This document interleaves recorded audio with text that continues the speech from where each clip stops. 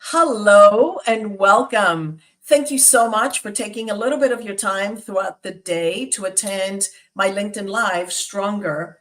Today is a really fun day. I'm excited to introduce my friend Kim Kaupe, who's coming in very shortly to talk with me about assertiveness, a very important and lifelong skill that we all need.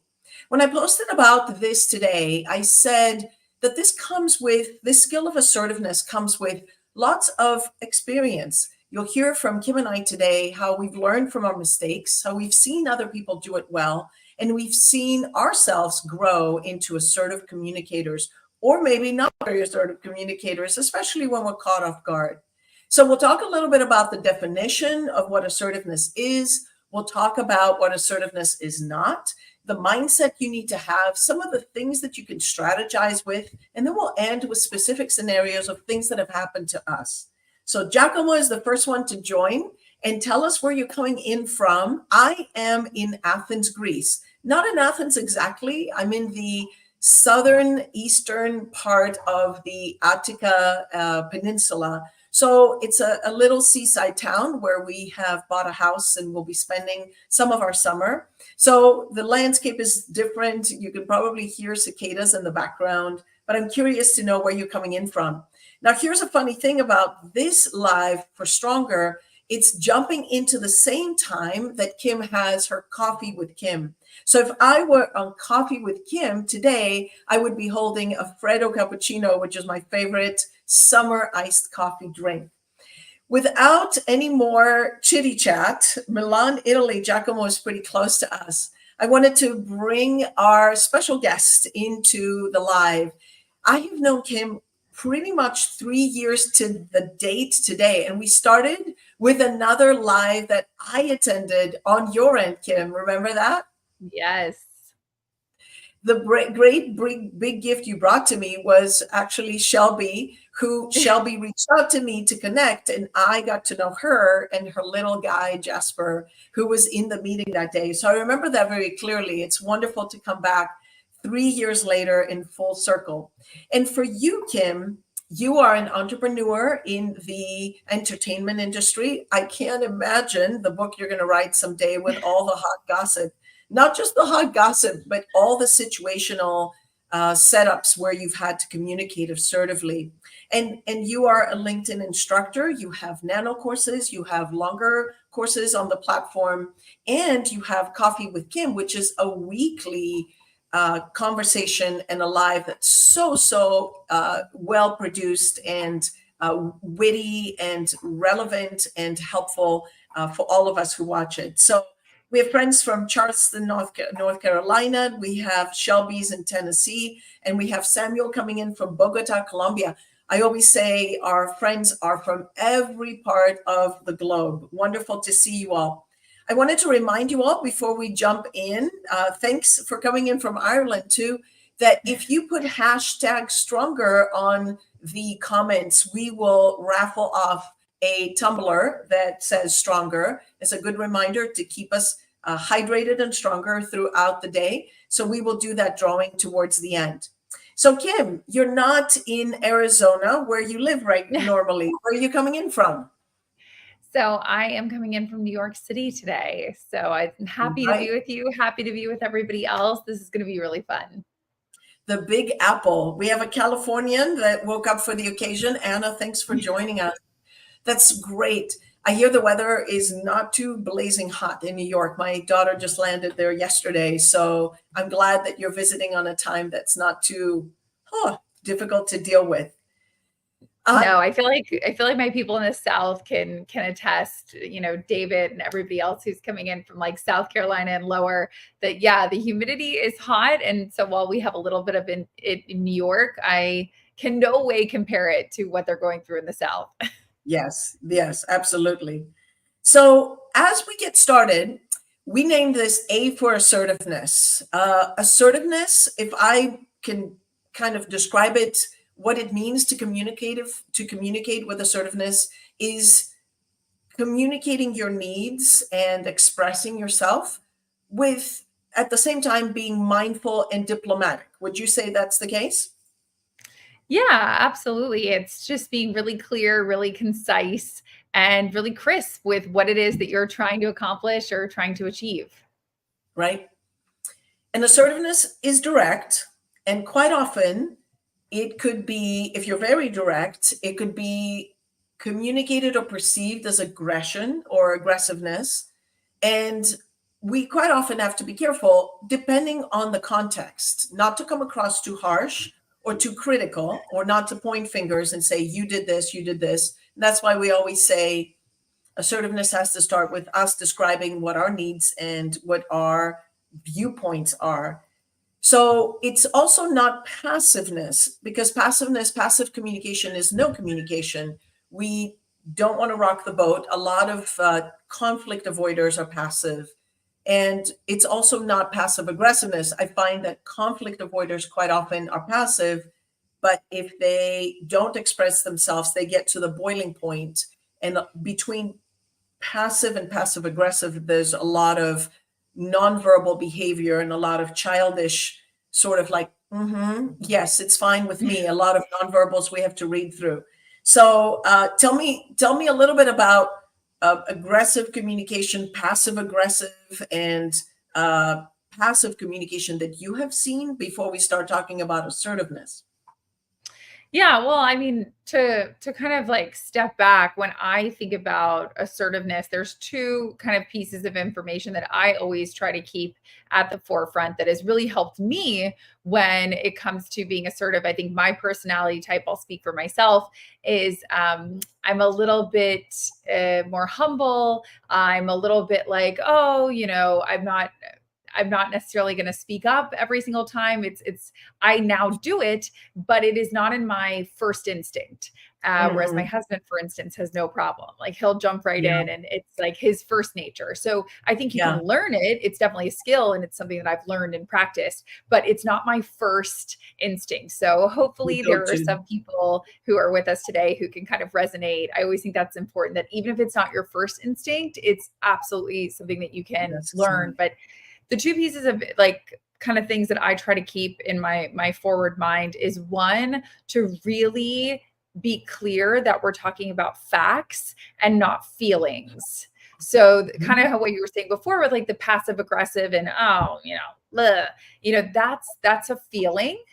I always think about the character on Star Trek, Captain Spock or Spock, Mhm. who he was like, he Mhm. was no feelings. He was like very fact Yep, focused. My dad yep. would always be like, you have to channel, Captain Spock and be really just it's about the facts and kind of let your feelings fall away for a second. And then Sure. I listened to a wonderful Brene Brown podcast. I think she also writes about this in her book, where she talks about clear is kind.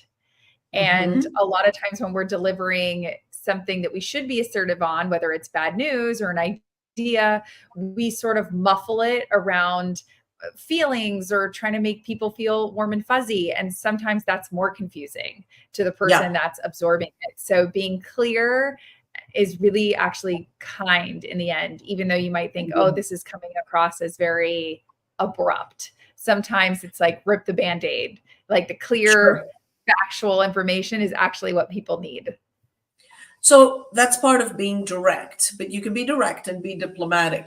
Can be direct and be empathetic. I always try to think of the other person too. If I'm addressing a behavior, maybe you're interrupting me, or maybe you're ignoring me, or maybe whatever it is, I have to talk about, I observe this, or from my viewpoint, I have experienced this, and then talk about impact. I'm not okay with it. I need us to change the way that we communicate, because here's the impact. So you can use facts and describe specific situations. Brenda Bailey Hughes, my good friend and co-author in quite a few LinkedIn learning courses, we've posted a couple of vignettes where we show clear direct communication, or the SBI model, situation, behavior, impact. And all of this comes together because I think situation, behavior, impact is assertive communication as you share it, as you share. But what you're saying is be clear, because as a result, as Brene Brown said, you're being kind, you're not confusing things. Do you think nonverbals and posturing, or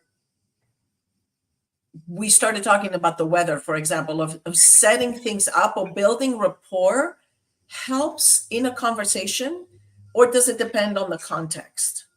Yeah, I mean, absolutely. If this is somebody that you've only met once or twice, you don't want to come in hot. Yeah, It's much different than if it's somebody that you've worked with for 4 or 5 years. Then yeah, you know about their kids, you know about what's going on in their personal life or who they're dating or what have you. But so I think it definitely depends. For me, I use the litmus test of how long have I known this person and how well do I know them. And yeah, so I think the more that I know them or the longer that I've known them, the kind of more clear and assertive you can be without the rapport building. So you don't have to sure, go through 15 minutes of, and how are you and what's new? You can kind of say, sure, hey, that sales call, it was a disaster, yeah, and here's what happened. You can kind of get straight into the real talk and being sort of clear and direct and assertive of like, the marketing meeting was a disaster and here are the 3 reasons why it went so wow. poorly. So what you're saying is, if you don't know the person as well, you do make note to warm up a little. If you do know the person more, you lean on the trust that exists in the relationship. And that brings me to the understanding of being empathetic. Sometimes if you've known a person for a while and they act in a way that seems outside of the ordinary, be empathetic and stop by thinking maybe something else is going on. That's what I should ask first in order to understand. But again, it depends on the context. Have you ever been in a context where you've been pretty aggressive? You said assertive is not your go-to style. Is Yeah. mhm. I And think when there's is that? definitely been times where I felt like I have to step up and sort of interject my thoughts and opinions in a situation that normally I'd say, oh, I'll let, other people talk. And a lot of times what that motivates me, and we've all had situations like this at work where we have an expertise or we have a knowledge. And based on that knowledge, we can see for instance, like a car accident coming. So, for instance, if you're really good at sales and you're sitting in a larger meeting and you hear people talking and you're thinking to yourself, oh no, this is not going to be good for our Q3 sales. And you know that whatever they're talking about is sort of a car accident. Those are the times where, you can be super assertive and say, raise your hand and say, listen, I've been working in sales for 10 years, or I've been at this company for 2 years, or I have 20 years worth of knowledge. And what you're talking about is going to be a A disaster. And disaster. here are the 3 reasons Exactly. why. So those are the times where I really feel like calling on my knowledge base or calling on my history in the field has been that fuel to say, no, I've seen this story and we know how it ends up. So Yeah. let me try to stop us before we get too far down the field. But you're still being assertive by leaning on your experience and what you know and you understand. Aggressive would be more, listen, this needs to stop. And I'm going to tell you why this meeting can't continue. I would say I could see you and I both stepping into aggressive mode when we're protecting a situation or someone, or sometimes think of driving when you don't know anyone else around you. I'll sure lay on the horn if someone cuts me off. These are aggressive behaviors. We all have them, but we need to sort of assess the situation and be strategic in our thinking. Giacomo thinks here, and Giacomo will talk about specifics. Do you think that the way that you are sort of changes between relationships with a possible client and your team? What are the best tips to manage both situations? Giacomo, Yeah, yeah, go Kim, go ahead. ahead. um, One of the scenarios that I was going to share later today had to do with a client that was absolutely micromanaging a project of, I was doing a big presentation and they wanted to know more and more and more detail. And I got to the point of saying, I'm going to share one more thing. And at this point, you need to trust me. You hired me and trust that I will do a good job. And of course, it was very, very good, but I had to step in. But I had built the trust and the relationship up to that point. At that point in this situation, it was important for me to be assertive because this could have gone on and it would have exhausted me. In a team situation, you have to live in the same house with these people. I think you have to be even more mindful and set the boundaries. Set your boundaries, but also be respectful and diplomatic with others. What would you say in those two scenarios, Kim? Yeah, I think it definitely, listen, being assertive definitely affects the client relationship, because there's a power imbalance, which is another thing we haven't really talked about. So Yeah. when you are in the client services business, as Tatiana was saying, like, that person is hiring you. Like, that person has the purse strings. They are the one paying your bills. So there is a power imbalance there that I think we have to address first and foremost. When it is your team, usually the power is pretty equal, or you're all on the same team. You're all trying to go for the same goal. So there's not as much. I mean, yes, somebody could be your boss or the president of the company, but you're sort of all on the same team. And when you have a client dynamic, it's a little different. One of the ways, I've been in the client business for 15 years. And one of the things that I always like to fall back on is when I first start working with a client, the number one thing I say to them is, for better or for worse, I'm always going to tell you the truth. And I keep that thread going. And I sort of make a joke of it kind of as we're working together, where I try to keep it lighthearted because that's my personality type. And I'll say, do you want the truth, or do you want me to tell you what you want to hear? And I love it. That's sort of our differentiator. My business partner, Abby, and I are completely on board with this, which is a lot of times, again, in that client service relationship, because that person is ultimately paying you, you get a lot of yeses. You get a lot of yes men or women, like, oh, sure, yeah, we can hit that deadline, no problem. Or we can do that in 2 weeks, no problem. And in reality, they actually can't, or they're doing sort of a duct tape, shoddy job of it. So I always make a joke to clients, and Tatiana, when we were talking offline, I was thinking of specific examples, and I distinctly remember there was a client we were working with, a rapper by the name of Logic, and his team had come out saying, Kim, his album release is in this many weeks, and we were working with this other vendor, and they dropped the ball, and can you pick up the ball and get it done in the next 8 weeks before at this price point? And I looked at all the information, and I talked to a bunch of people, and I was like, no, not only can I not do it, nobody can do it. It's either going to cost you more, or it's going to take longer at a lower price. And of course, they went with another vendor that said, oh, no problem, no problem. And I remember calling them and saying, you can go with that other vendor. I'm fine losing the business. But that other vendor is kind of full of baloney. And sure enough, 8 weeks later, as I said, that vendor was not able to do it, which is what I said from the start. And it was sort of this moment of, you always have to stay assertive and true to yourself and the truth, even if with a power imbalance, it's not what the person wants to hear. You have to stay assertive with your own, this is how it's going to be, take it or leave it. If you don't like it, there's the door. And again, be diplomatic, but be clear, be direct, but be kind. And then I agree with you. You raise your credibility in this way. I wanted to clarify the definition of assertiveness. We have it in a slide, and then take Bassem's question or clarification. It's a clear communication on assertiveness. You express your opinion and your needs. You don't interpret by communicating to someone else what you experience or what you think of them, and that you do that with that respect for the other person. So with that note here, Bassem is saying, so what's the difference between aggressive and assertive communication? And this is where I always coach people.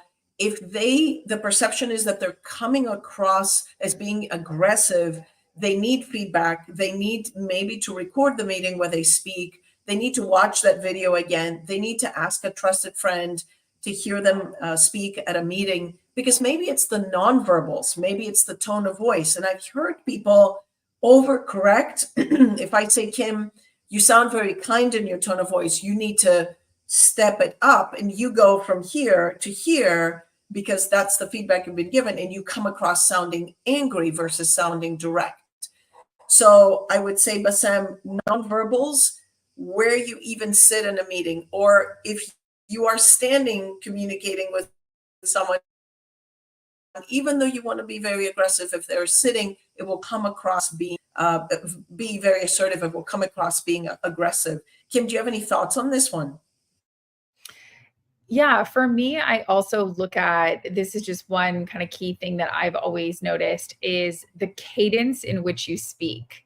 So for me, someone who's being assertive is again sort of how I've been talking and Tatiana have been talking this whole time, where there's, I don't want to say a lack of emotion or passion, but you're not having these big spikes. And when I think of aggressive, I think of people who are talking like this, and there's a lot of hand movements and there's a lot of emphasis, and I'm very upset. And why wasn't this done? And you need to get this done. And you sort of can hear in the cadence of my voice that it's, it's louder and it's harder, exactly how it sounds, aggressive. Whereas assertive to me is you are sort of on this a rolling hill, so to speak. So you're being clear, you're being direct, but it doesn't have as much emotion or forcefulness behind it. Sure. And because we started by saying assertive communication is a skill you can build, I encourage all of our learners, if they're in the session right now, or if they're watching this later, to really practice, even with a camera or even with a trusted friend, that assertive messaging. Another thing to think about is assertiveness does not translate well on text or on Slack messaging, because those tend to be much shorter. And assertiveness may mean my perception is that this is happening and I need this. That's too wordy to put in a text. And usually what happens with texting, it comes across pretty aggressive. Would you agree? Absolutely. And, there's always, it also depends on people's, texting styles and, oh, it took them 2 hours to write me back. And all they put was got the report. Thanks. Does that mean that they hated the report? I totally agree with you. I think sometimes the best way to deliver feedback or your opinion or to kind of step up into a more assertive state is to do it via phone or in person. Text and email are just not the place for that. Yeah. Although I have to admit, probably one of the toughest situation where I had to address a passive aggressive colleague was to put it in writing, because I Mm. knew that the listening, which is another piece of the communication circle, if you're communicating a message and the other person possibly, if they've been steaming for a long time, they're not going to be hearing you. So if you put it in writing, you at least give that opportunity for them to read it. In my case, it was the sort of breakup email that I decided it wasn't worth my energy anymore. And I was quite hurt by the behavior. So I put it in writing, and that was quite cathartic and easier for me to communicate it that way. I want to go back to a comment that my friend here, Sumen, said, thought we call the term by different names. We call it politically correct is important for assertive communication or not really. I wouldn't say, because if you're politically correct, you're not going to be direct, or you're not going to speak the truth, because it may not be, I would say, accepted, right, Kim? And then he's saying some guys or gals, I would say, are never direct. They say a lot of the depends and addresses the email, dear all. I'm not sure if the dear all is being assertive or not, but I would say that it depends is a very indirect approach. If you're saying, Kim, I'm going to tell you if you hired me to do this, or if we're working on this project, here's what is likely that we're going to see. Would you say politically direct is the antithesis of being assertive? Yeah, I mean, when I kind of read through this, by the way, these are great questions and definitely ones Very. that, you could go down the rabbit hole sort of on what you can get into the details of. But the one thing that I picked up on was the dear all. And I think the reason I picked up on that is for me, it resonates so much in my specific marketing industry, entertainment industry. There's often many people on email chains. So it'll be somebody from marketing and somebody from sales and somebody from management and a PR person. And what I have found is that the more people that there are on an email, the more that everybody thinks that everybody else is answering it. So, if I was on an email with 5 other people, I might read it and go, oh, definitely Shelby's going to answer that. Well, Shelby Sure. reads it and goes, oh, definitely Tiffany's going to answer it. Well, Yeah. and before you know it, it's been 3 days and no one responded because Yeah. there are too many people on it. So one thing that I've done, which could be seen as assertive, depending on if you're the recipient of this email, is I will point to a specific person. So I will say, hi, Shelby, and whatever it is I'm asking for. I'm looking for the marketing report. And then at the end sentence, I say, I don't know if you're the right person. It could be that somebody else on this email chain is a better fit. If so, can you please let me know who that is? And then it kind of puts the onus on Shelby to say, actually, it's Tiffany. Tiffany's the one that can get you that report. Yeah. And then it's on Tiffany to say, actually, it's not me. It's on John to get you that report. So Yeah. it sort of, it puts the onus on one person. So I do think when we're thinking about being direct or being assertive, for me, what that looks like in email form is it's calling out one person. Now, that doesn't mean that person has to be the end all be all, but it's up to that person to say, I've looked into this and I can't help. Therefore, Sure. I'm passing the baton to somebody else on To this. someone else. And also being action oriented in the subject line, it can be looking for this specifically, because how you construct, we can get into a whole other conversation here about directness and assertiveness and clarity with emails, but email is a good way for someone to have a chance to read and reflect. But let's ask for what we need in the beginning, because again, being assertive is communicating your needs and speaking with clarity while you're being understanding or diplomatic. You're not just coming across and saying, you all have dropped the ball and I need 1, 2, 3. That's asking for what you need, but it's pretty aggressive too. Giacomo was saying, how do you balance empathy and assertiveness when you are a leader? I have a little thought about this. Maybe Kim, do you want to answer this first? Yeah, I mean, I think that it's always going to be a balance of both. And are you going to be perfect? No. So first and foremost, I think always kind of give yourself some grace on this, because we're all trying to toe that line in one way or another. So just know that there are going to be days that you're falling on either end. But in terms of how I try to balance the empathy versus the assertiveness is, again, going back to that main point of being clear. So for instance, I had a friend, she recently launched a book, and earlier this week, she did a post on LinkedIn. And I saw it, and my immediate instinct was like, oh my gosh, I see like 3 mistakes you made in this. Like, let me be really assertive and write you a note and say, here are all the things that, you could fix or do better. And I realized that, yes, that might be seen as a little assertive or aggressive. Again, it's a friend. So it's because I love her. It's coming from a place of love. I want her to be better. But I actually said to her, kind of using that empathy chip, I texted a screenshot of the post and I said, hi, saw this post on LinkedIn. Let me know if you're open to feedback. Or if you have a lot going on in your life right now and you're just like, I, don't have time. And it actually took her about 2 days to respond. And she was like, sorry, the last 2 days have been really busy. I actually am open to your feedback. Let me know what that is. And so what I've tried to do is when I go in with that first assertive thought, I try to then call in empathy and go, could there, kind of how Tatiana said earlier, could there be something else going on in their life that I have to consider? So Sure. I let that be known and say, hey, I have feedback, or I have thoughts, or I have changes I want to make. What is your capacity? What is it? Physically, mentally, emotionally, all those things to handle that. By the way, you bring in something. Quite often I will post something and all the learners and all the people I'm connected with, bless their heart, I have someone that would say, there's a typo in this word. Please, when I make typos, catch them, because you read something 10 times and you don't see something. I'm not offended at all. If you find a typo in mine, just shoot it over right away. I would not be offended. I saw a comment right here that I wanted to comment on. When I said earlier, Dean Carroll, hi, it's so good to see you and have you on our chat.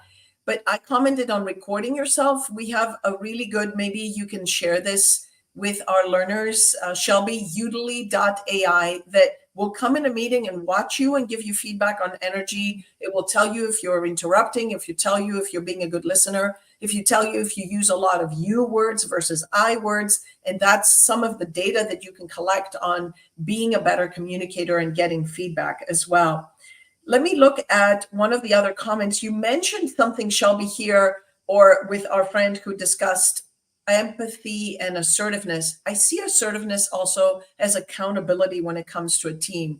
When you are open and direct and do it with kindness, you are holding people accountable. And when you're a leader, there's a really big balance between holding people accountable and being empathetic. The leadership coach that I follow a lot and a great blogger, Ed Batista, writes about the balance between the two. If you are low on accountability and high on empathy, you're running a kindergarten pretty much. And if you are high on accountability, low on empathy, and when you leave the room, no one is going to want to finish the project because they hate you. So you have to find a balance between the two. And as a leader, you can be empathetic and understanding, but also be assertive and clear, be direct, and lead from the heart, from the standpoint of you're doing this in a diplomatic and understanding way with a team. It's easy to say, I know that this is hard, but we all have to do this, or put yourself in it as well. Yeah, I think you make a great point, Tatiana. One of the things that I think gets confused for empathy is that we always have to be sort of understanding or acquiesce to the other person or to the team, or, the team's upset that they have to work on Saturday morning. And your reaction, if you're the boss or whoever, might be like, well, too bad, because, it has to get done by Monday morning before the client meeting. So I don't care if you're working on a Saturday morning. That might be your first thought of like, well, we got to get it done. And so you can't just say, okay, well, I'm sorry you guys are upset. We just don't work over the weekend. Well, that's not good, because then your Monday morning meeting is going to be disastrous if all your work's not done. So one thing that I think you said that I think a lot of people should really, it's worth repeating and it's worth kind of doubling down on, is empathy can also mean that you are calling things as you see it. So one of the things you can do is say, listen, guys, I know this stinks. I don't like working on Saturdays. You don't like working on Saturdays. We're all kind of in the mud. We're all in the muck. This is awful. However, we're all working towards that big goal, or we're all working towards our Q3 numbers, or we're all working towards our North Star. And in order to be ready for that Monday morning, 9 a.m. meeting, that means that we all have to be in the mud on a Saturday. And it really stinks. I think sometimes people think that as leaders, or if you're a strong leader, it means that you're always like, rah, this is great. We're all great. We're going to do it. And I think sometimes being a leader is saying, you know what, this sucks. We're in the mud and this is quite lousy, but the only way out is through. So we just kind of got to suck it up and keep going. Sadly, quite often leaders feel that they have to be strong and they can take it, and that they need to be stroking everyone. Transparency is go-to. As you said, just say, this sucks. I hate it too, but this is something we have to do. And I promise we're going to check through and make sure that this doesn't happen next time, because nobody likes to be in this situation. Liz brings to us a really good point that I hear so often. She says, I struggle with assertiveness. We started with this. I'm quite often passive. It comes from people pleasing or needing to be liked. It's not fun. Being assertive, if this is not your go-to, Liz, you're not alone. Many of us, you don't want to rock the boat, or sometimes you think, I just wish I didn't have to do this. But it's a muscle that you're working. The more you train it, the easier and more naturally it will come to you. And the more you've gone through this, it will be less painful and it will be more of a go-to response. So first of all, thanks for being transparent. Thoughts, Kim? Yeah, Liz, I would offer something. I'm exactly like you. So very much a people pleaser, very much don't want to rock the boat. I'm a Libra. Libras are the scales. So we like everything in balance. We want everything to be happy. And so one way that I started working on this, I forgot who gave me this tip, but it was genius and I still do it all the time, is obviously, like most things, you start small, you work your way up. So in order to start small, what I would do is, very basic. If I was at a restaurant and I ordered a cheeseburger and sweet potato fries, but they brought a cheeseburger and regular fries, my first instinct was like, okay, I'm sad that I don't have the sweet potato fries because that's actually what I ordered, but it's fine. People pleasey, don't rock the boat, just eat the fries you have. And so the small thing that I started doing at restaurants was I started to speak up. And I would say, no, actually, I had the Caesar salad as a side, or no, actually, I had the sweet potato fries, or no, actually, I asked for this to be medium. And when it came out, it was well done. And Liz, the first couple times I did this, I was like dreading it. And again, going back to my husband, where this is second nature, he was like, why are you freaking out? Like, it's sweet potato fries, not like, just send it back. Like the waitress doesn't care. Like, just do it. But to me, it was so silly because it felt like this big thing, like, oh, I'm sending back the French fries and oh my God, they're going to think I'm so rude. And my husband would always say, like, you're in your own head. Like, this girl's thinking about her boyfriend, what she's going to do with her friends later. Like, she's not going to be 3 hours from now thinking, I wonder why that girl made me send the fries back for sweet potato fries. Like, you're not that important. And so that was like a really great kind of little baby step that really helped me, Liz. So maybe that will help you as well. Try to start doing that. Also, I want to add to this drill, not to start with, I'm sorry, but I ordered the sweet potato fries. Practice not apologizing. When you are being assertive, you communicate your needs, but you shouldn't feel or apologize for having those needs. That's another thing you need to practice.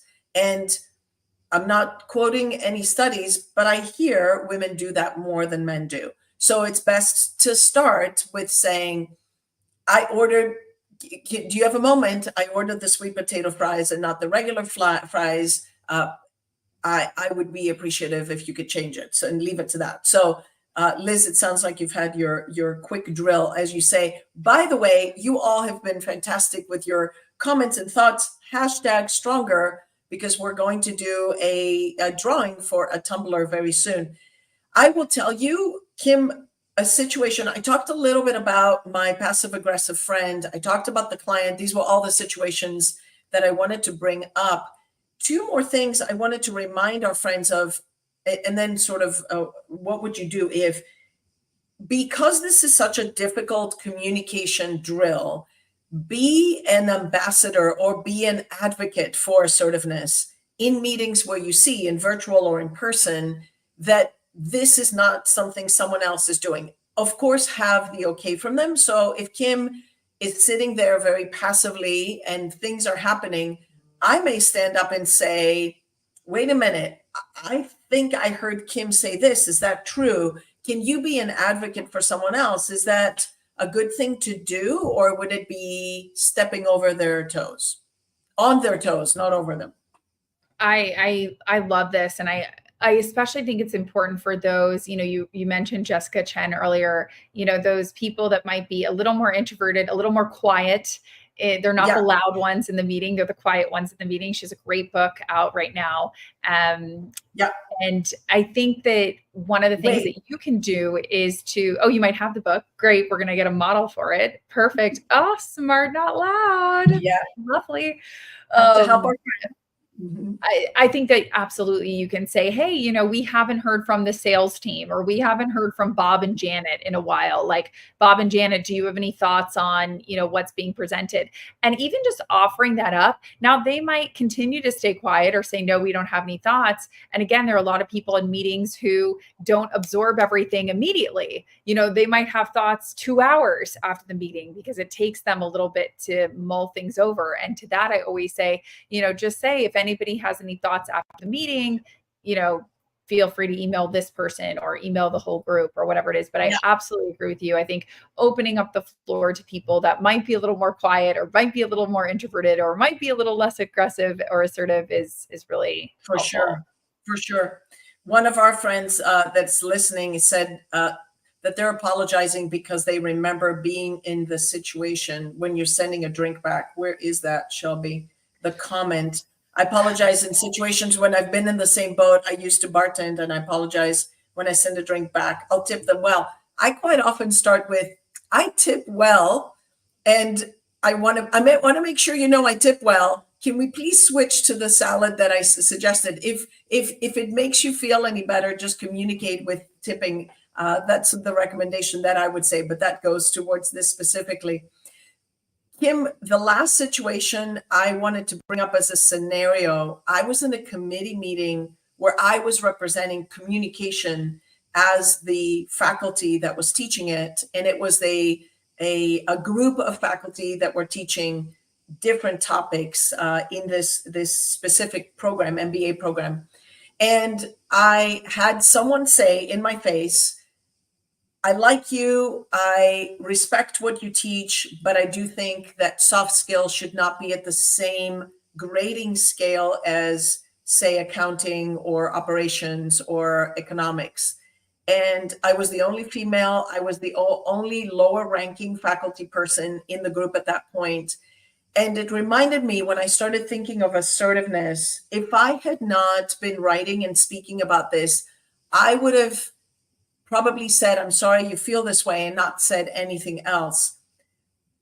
But being on your toes in a situation like this, we're having this conversation with you all because we want you, when something like that happens to you, you don't go back to your office thinking what I should have said and start crafting the email that you sent to everyone. You really need to train for battle in this case and not sound aggressive, but to say, respond in this assertive way. I hear what you're saying, and let me explain why this program or why the grading is done the way that it's done. And that's kind of how I responded. Have you been caught off guard, Kim? And were you able to be satisfied with your response and your assertiveness? And has that changed? Yeah, I think one thing that I've gotten a lot better with over the years is we've all heard that phrase, no is a complete sentence. And that is, a very common trope that people, no is a complete sentence. And it is very true. But I have sort of modified that to, I disagree. Yeah. And usually what I'll do is I'll just stop. And what that invites the other people to do, and this I think is the most interesting part, what it invites other people in the meeting to do is say, why? So it's not you coming out being like, well, I think that this, it's you saying, I disagree. And hopefully you're with smart, curious, competent people. They will say, oh, you disagree, Tatiana? Why? Tell us why. If they don't ask why, this is, I think, the most important part for me. If they don't ask why, they didn't want your opinion in the first place. So there are some people that you will come across in business who act like everybody gets a vote in the room, and they will act like, oh, we're open to all ideas. But, what is that saying? Like, actions are louder than words. So yeah. there's some people whose actions, they don't actually want other people's opinions, or they don't actually want ideas in the meeting. They say they do, because going back to like political correctness, they want to seem like, oh, we're open to anybody's ideas. But then the truth of the matter is, like, they're not really. Yeah. And so one thing that I've just started saying is I'll just say, I disagree. And there are some meetings where people will be curious and why, and tell me why and follow up. And there are some meetings where nobody asks why. And I feel better because it's kind of like I've put my stake in the sand saying, like, Kim thinks this is a bad idea, or, I disagree with what everybody's doing. And it also makes me sleep better at night, because then I don't have to wonder what if, what if I had spoken up? What if I had said something? It's just 2 words. I disagree. Yeah. And then that's it. And it's speaking the truth, as you said earlier. And back to the nonverbals, instead of over talking or being emotional, I disagree. A big, long, hefty pause. Let that quietness make the statement, because that's quite a nonverbal as well that you do. And again, depends on the context. It depends of who the audience is and the timing. Liz says, that is so powerful. I love, I disagree, full stop. It puts it back to the other person. And if they care enough, and if there's trust, and if there is longevity in the relationship, they will come back and say, please tell me why you think that. I know that there was emotion in the room, or there was a meeting that seemed to be tense. I want to hear you out. Someone else in the comments was talking about listening. So important. in that back and forth, to be a good listener, to take notes, to try to understand where the person on the other side is coming from, which goes back to empathy, as we talked about. Kim, we could be going on and on about this. It's such an important skill. I go back to where we started. It's a skill that is a learned skill. It's a skill that you need to practice. Start small at the restaurant, extend it to people that you trust that can give you feedback. Practice in safe settings, but please, please, please don't stay quiet, because it's either going to mean that you are dismissed, or you're going to let things bubble up that you'll be so upset and emotional and you'll act in a passive aggressive way, which also is not productive. And we want you to be able to communicate your needs and your desires and your thoughts and your ideas. Do you have any closing thoughts, Kim? Because we're going to do the raffle next. No, I'm excited. Let's see who wins. All right. Thank you so much for coming into the live. You have to be present to be able to win, right? Oh, and actually, we don't do that. We send it to you anyway. And we'll go ahead and reach out to you. Amanda Leon is our friend. I'm not sure where she is. Yay, a big clap for Amanda. We will reach out to you and get your address and send it to you. It's 46 minutes past the top of the hour. We aim to keep these brief, educational, and very, very useful and skillful for you all. Kim, thank you so much for being here with us today. And thanks to all of you for coming in. Take care and let us know if you have any other questions. We'll respond to them on the platform. Be well. Bye-bye. Bye.